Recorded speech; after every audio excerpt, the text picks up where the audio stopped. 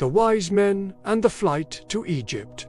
In the lands of the east, where the air was dry and the sands stretched far into the horizon, 3 wise men gazed into the night sky. For years they had studied the stars, their movements, their meanings, the patterns that told of times and kings. But one star had appeared unlike any they had ever seen, radiant, constant, and heavy with significance. Each night they gathered upon the high terrace of their observatory, wrapped in cloaks against the desert chill, and watched it gleam, a single light that seemed to speak directly to their souls. "This," said one, his voice reverent, "is the sign the prophets spoke of. A king has been born, the King of the Jews." The others nodded. "Then we must go and honor him. If heaven has set a light in his name, how can we stay silent?" So they packed their treasures, gold, frankincense, and myrrh, symbols of wealth, worship, and sacrifice. They gathered servants, camels, and provisions for the long journey westward. Their friends called them mad, chasing after a star. But the wise men only smiled. There was something in their hearts that would not let them rest until they found the child. Weeks turned to months as they traveled across deserts, over mountains, and through cities. By night, they followed the star. By day, they rested in its shadow. The star never wavered, always drawing them onward, its light steady even through storm and cloud. When at last they reached the land of Judea, the star seemed to linger above Jerusalem, the royal city, the heart of Israel. Surely, they thought, this was where the newborn king would be found. They entered the city with their caravan, their arrival causing a stir among the people. Dressed in fine robes, bearing gifts and attendants, they were unlike any visitors Jerusalem had seen in years. Wherever they went, they asked one question: "Where is he who has been born King of the Jews? For we have seen his star in the east, and have come to worship him." Their question soon reached the ears of King Herod, a man known for his cunning and cruelty. The words "King of the Jews" made him tremble with rage and fear. His throne was built on power and suspicion. He could not bear the thought of a rival, even a newborn child. Herod summoned the priests and scribes, demanding, "Where is the Messiah to be born?" They opened their sacred scrolls and answered, "In Bethlehem of Judea, for thus it is written by the prophet. And you, Bethlehem, in the land of Judah, are by no means least among the rulers of Judah. For from you shall come a ruler who will shepherd my people Israel." Herod's eyes narrowed. "Bethlehem," he murmured. Then he sent for the wise men in secret.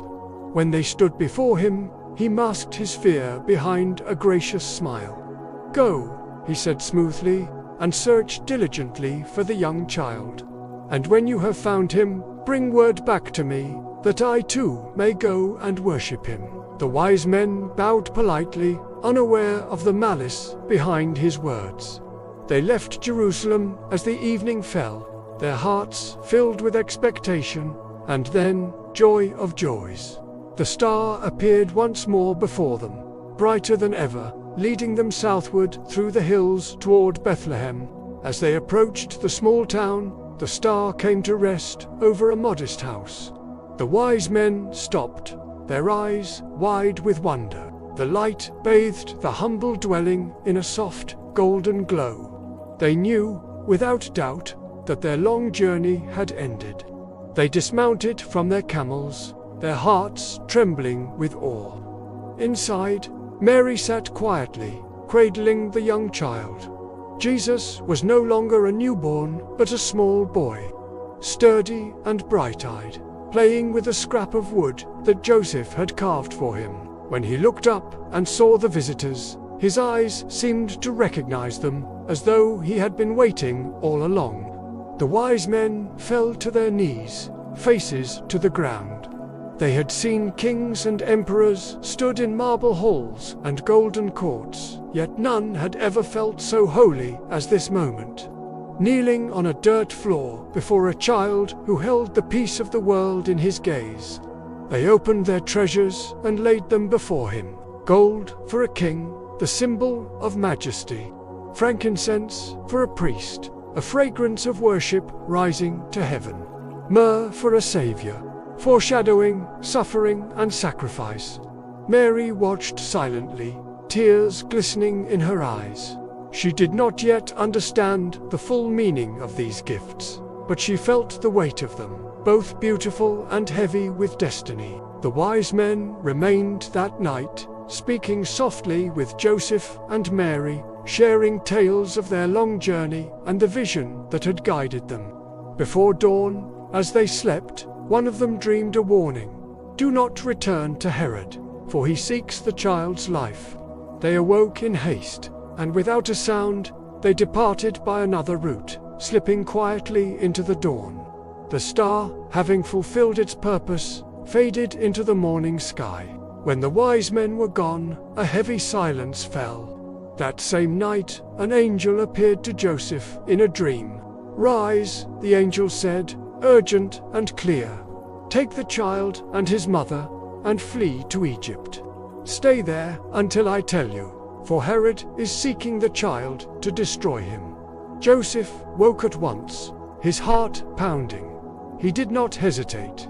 Quickly, he gathered what little they had, a few tools, a blanket, the gifts of the wise men.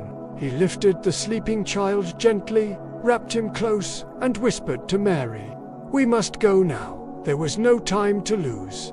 The night was dark, and the streets of Bethlehem were silent as they left behind the home that had sheltered them. A cold wind swept through the town as if the earth itself sensed the danger that approached.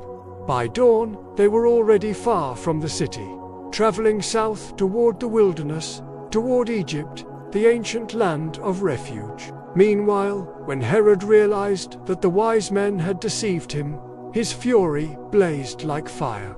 He was a man ruled by fear, and fear made him cruel.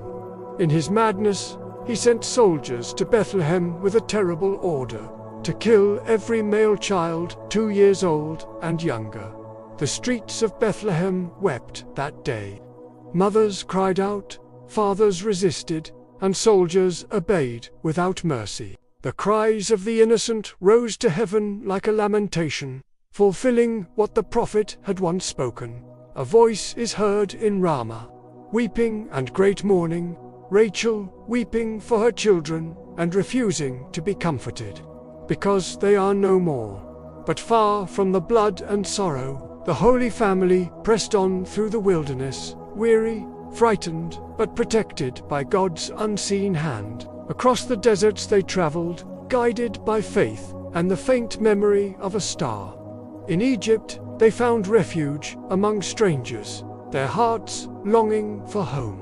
And there, in that foreign land, the child grew laughing, learning, helping his mother with small tasks.